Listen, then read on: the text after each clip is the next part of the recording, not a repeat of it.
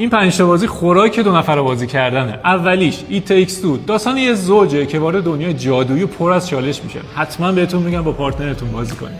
Overcooked 2، این بازی به قدری جذابه که میتونم بهتون قول بدم ساعت‌ها میتونید درگیرش بشین. داستانش این شکلیه که غذا رو باید تیمی آماده بکنید. یکیتون پیاز خورد میکنه و یکی دیگه‌تون هویج. 3. A Way Out، این بازی مخصوص 2 نفر ساخته شده. اینجوریه که باید به هم کمک کنید تا از یه زندان فرار کنید. فقط کافیه یکیتون خراب کنه، جفتتون رو میگیره.